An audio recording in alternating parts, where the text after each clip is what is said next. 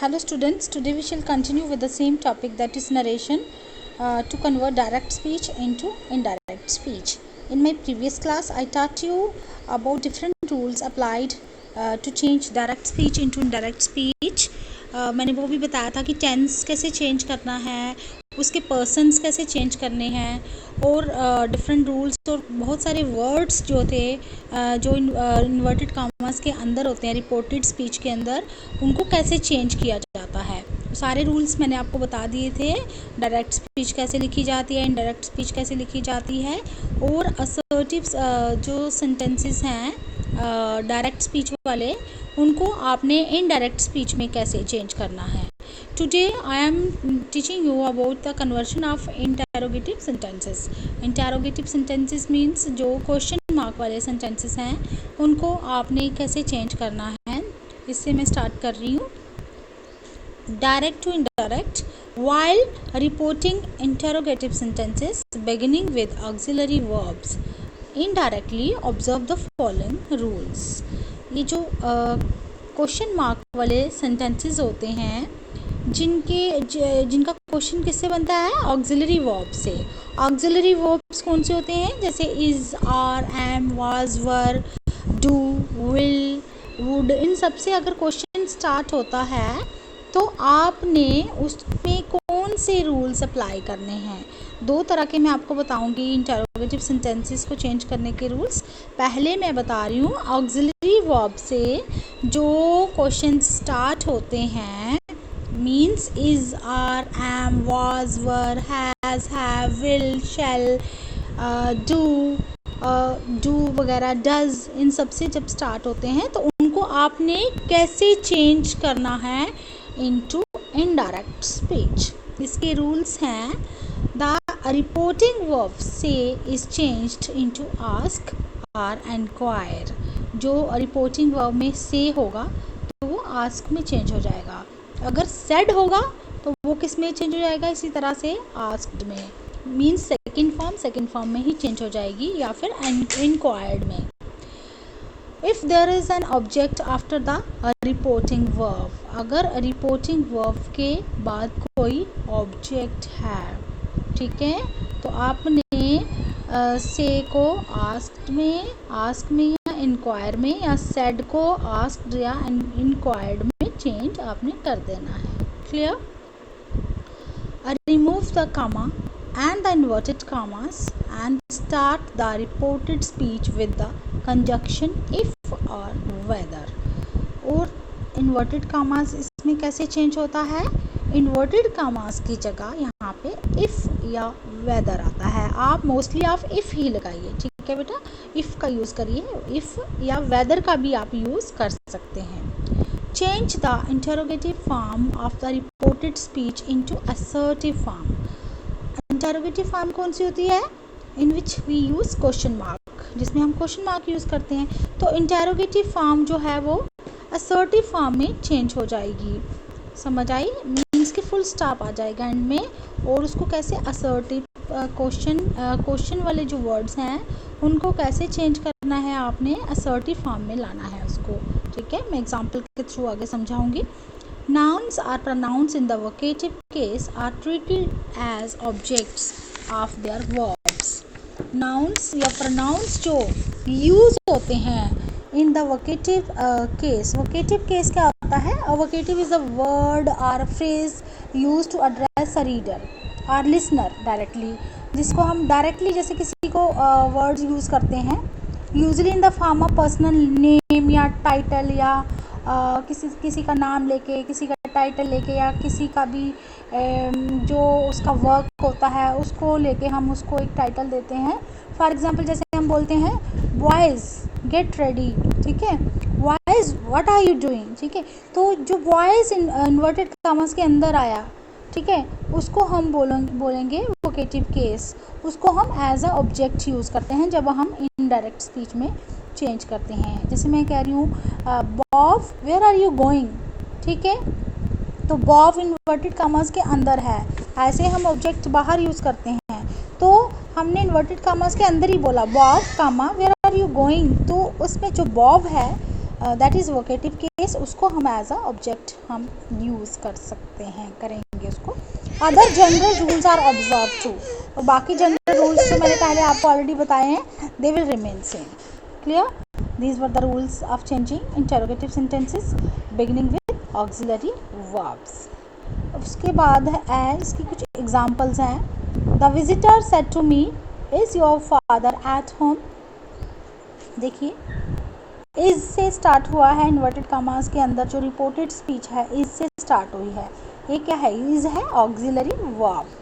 The visitor said to me comma inverted commas begin is your father at home, this is direct speech, question mark है इसमें। तो इसको कैसे change करना है, मैंने क्या रूल्स बताए थे आपको। द विजिटर सेड टू किस में चेंज होगा? आस्क्ड में। सेड और टू दोनों किस में चेंज होंगे? आस्क्ड में। उसके बाद मी, इसमें ऑब्जेक्ट है।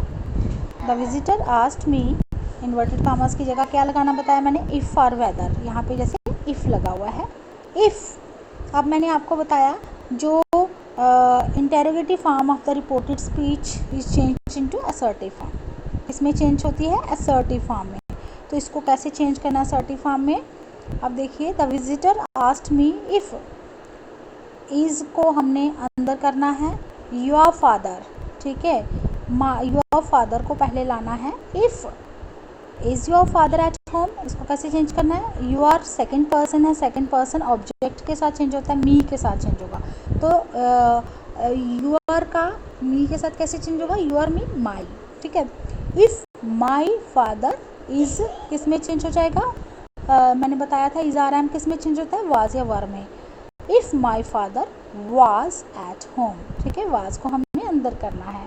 तो if my father was at home, और फिर क्वेश्चन मार्क ख़त्म हो जाएगा, फुल स्टॉप आ जाएगा। क्लियर? इसी तरह से नेक्स्ट है, Netaji said to his men are you ready to die for your country? Question mark comma close. तो कैसे आएगा? Netaji asked his men, if inverted commas की जगह जैसे बताया, इफ़ यू सेकेंड पर्सन है, यू मैन, हिज मैन के साथ चेंज करना है। हिज मैन ज़्यादा होते हैं तो दे आ जाएगा, मैन थर्ड पर्सन है तो इसके साथ चेंज करोगे तो दे बन जाएगा ये। If they is are am किस में होता है? वाज या वर में, यहाँ ज़्यादा है तो वर लग जाएगा। They were ready to die for your country means their country. Your किसके साथ चेंज होगा? ऑब्जेक्ट के साथ। ऑब्जेक्ट क्या है? His man. तो आपने अगर ऑब्जेक्ट सब्जेक्ट का अभी भी आपको पता नहीं चल रहा है पर्सन्स का, तो आप उसको मेरी लास्ट वाली वीडियो देखिए, उसमें मैंने सारा समझाया हुआ है। For their country, Netaji asked his man if they were ready to die for their country, full stop. इसी तरह से नेक्स्ट एग्जाम्पल है, the host said to the guest would you like to have a cup of tea? द होस्ट asked, said to is changed into asked. The host asked the guest if he इधर आ जाएगा, you second person guest के साथ change होगा। Guest क्या होगा? he या she भी लगा सकते हो, क्योंकि गेस्ट मेल फीमेल दोनों हो सकते हैं, कोई भी हो सकता है। तो if he would like to have a cup of tea, clear? इसी तरह से नेक्स्ट है, Sohan said may I use your pen? Mohan question mark. ये देखिए वोकेटिव केस आ गया इसमें। Sohan said may I use your pen comma Mohan question mark. मोहन को डायरेक्टली बोला है, यहाँ पे स्पीच में ही मोहन यूज़ किया हुआ है, तो इसलिए दिस इज़ वोकेटिव केस, ठीक है। इसमें जो नाउन यूज़ हुआ है मोहन, इसको ही हम एज अ ऑब्जेक्ट हम यूज़ करेंगे। तो सोहन ने किसको कहा है? कहा है मोहन को, लेकिन डायरेक्टली कहा है मोहन को, यहाँ बाहर नहीं है ऑब्जेक्ट। तो आपने यहाँ पे जब इनडायरेक्ट स्पीच बनानी है तो आपने इसको बाहर ले आना है। सोहन आस्क्ड मोहन, आपने इसको ऑब्जेक्ट बना देना है। इफ़ इन्वर्टेड कॉमास की जगह वैसे ही इफ़ लगेगा। If he, I first person Sohan के साथ चेंज होगा। If he, Sohan he might use his pen, might में किस में चेंज होता है? माइट में, ठीक है बेटा। सोहन आस्क्ड मोहन इफ़, आई होगा, सोहन के साथ. इफ ही, अब फिर मे को चेंज करना उसके बाद, might use his pen. Your pen means your second person Mohan को कहा गया है, तो मोहन है हिज पेन. क्लियर. नेक्स्ट है the clerk said to his officer, comma inverted commas begin, shall I type this letter again sir. देखिए ये भी वोकेटिव केस वाला आ गया. The clerk asked his officer respectfully. अब यहाँ पे सर है, लेकिन यहाँ पे सर बोला गया है, यहाँ पे बाहर जो है ऑफिसर लगा हुआ है. ठीक है, हिज ऑफिसर है तो ऑफिसर नहीं बोला अंदर, यहाँ पे सर बोला है. सर जब भी लगा होता है इन्वर्टेड कॉमर्स के अंदर, उसकी जगह हम रेस्पेक्टफुली यूज़ करते हैं. ठीक है, क्या करते हैं, रेस्पेक्टफुली हमने ऑब्जेक्ट के साथ ही लगाना है जिसके लिए यूज़ किया गया है. तो किसके लिए सर यूज़ किया गया है, ऑफिसर के लिए. तो कैसे आएगा, the clerk asked his officer respectfully if, inverted commas की जगह वैसे ही इफ़, बाकी सारा वही रहेगा, सर खत्म हो जाएगा इसमें.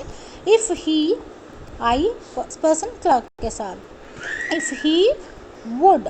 ठीक है, शैल, शुड या वुड में आप चेंज कर सकते हो, ज़्यादा वुड में ही चेंज करते हो. If he would type that letter again. ठीक है, if he would type that, this किस में चेंज किया मैंने, दैट में. मैंने पहले बताया आपको कि दिस किस में चेंज होता है, दैट में, दैट लेटर अगेन. क्लियर.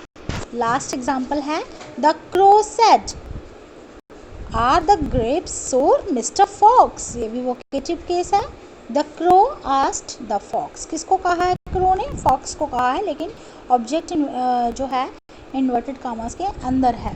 ठीक है, the crow asked the fox, आपने इसको बाहर ले आना है, ऑब्जेक्ट बना देना है.